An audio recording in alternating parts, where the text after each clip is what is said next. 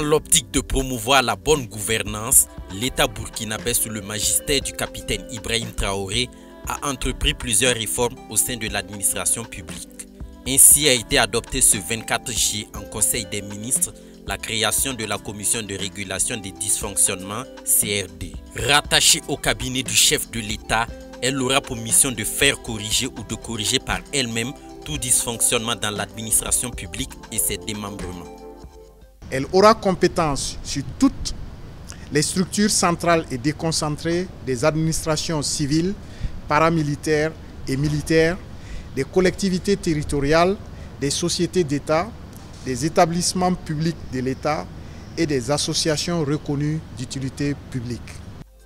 Les tâches attribuées à cette commission sont entre autres l'application des sanctions à l'encontre d'un agent fautif et du supérieur hiérarchique qui ne requiert pas la sanction, l'application des recommandations non mises en œuvre des rapports d'audit et de contrôle et le suivi de l'exécution des sanctions judiciaires et administratives. La CRD est dotée d'un conseil d'orientation qui peut s'auto-saisir ou être saisi par les pouvoirs publics. Pour son opérationnalisation, des comités seront installés dans toutes les administrations. Des comités ministériels de régulation des dysfonctionnements, en abrégé CRDM, exécutent les délibérations du conseil d'orientation dans les départements ministériels. Les comités institutionnels de régulation des dysfonctionnements, en abrégé CRDI, exécutent les délibérations du conseil d'orientation dans les institutions constitutionnelles.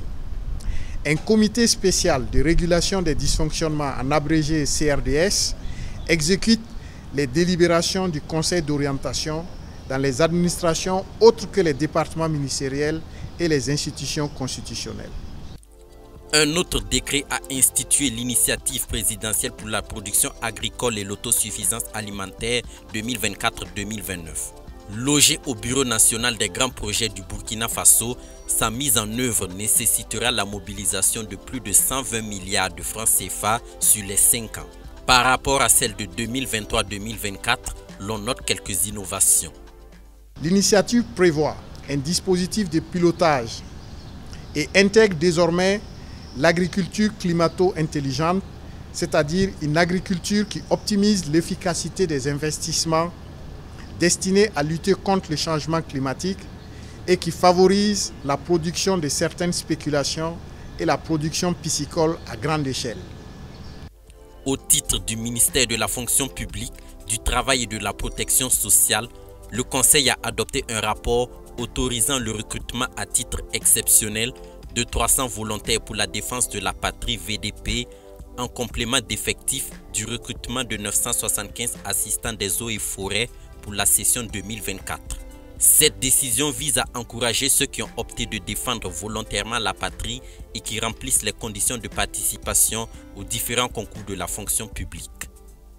Il y a certains, certes, qui ont les diplômes, qui remplissent les caractéristiques de composition des différents concours, mais il arrive des moments pendant la période de la composition, ils ne sont pas au même niveau de repos ou de concentration que les mêmes candidats. Mais quelqu'un qui s'est engagé pour défendre la patrie, on ne peut pas exiger de lui le même temps de préparation, de concentration pour composer les concours. Nous allons d'abord regarder sur ceux qui s'étaient déjà inscrits pour compétir au concours de 975 lancés, pour les retenir. Je pense que nous avons fait l'estimation.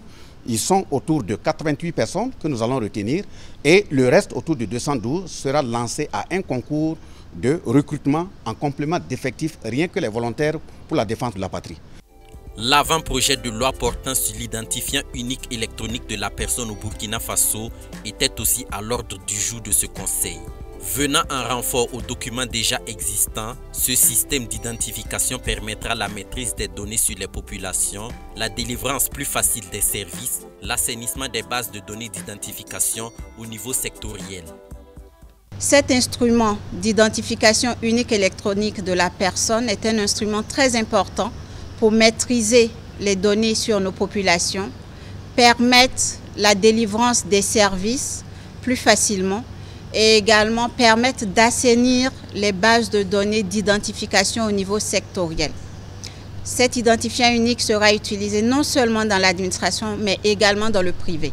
tous ces acteurs devront désormais se baser sur cet identifiant unique pour procéder à l'identification de leurs clients ou en tout cas des personnes qu'ils doivent enregistrer au niveau de leur base d'identification sectorielle.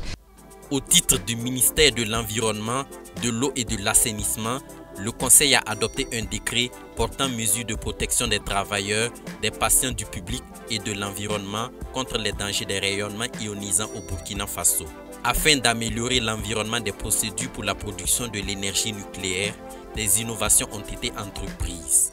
Ce projet de décret consacre des innovations, notamment le renforcement du régime de protection des travailleurs, conformément aux standards exigés pour les pays qui veulent implémenter l'énergie nucléaire. Également la mise en place du registre national des doses des travailleurs. Il faut dire que pour les travailleurs, dans un système où il y a les rayonnements ionisants, il y a ce que nous appelons les dosimètres. C'est fixé sur la poitrine des différents travailleurs et ça permet de donner les différentes doses auxquelles il faut être exposé en une année. Quand la dose est dépassée, vous devez changer de poste de travail. Également, on a une meilleure distinction des zones de travail et l'organisation de la protection de ces lieux. Il y a aussi la prise en compte de la responsabilité des travailleurs. Parce qu'avant, on mettait l'accent uniquement sur l'employeur. Maintenant, le travailleur, sa responsabilité est mise en avant. Les mesures de protection contenues dans ce décret s'appliquent également aux femmes enceintes, aux mineurs, aux apprentis et au personnel navigant. Par ailleurs, la présence d'un médecin spécialisé en physique nucléaire est exigée dans les différentes unités médicales. Un délai de 6 mois est donné aux acteurs pour s'y conformer.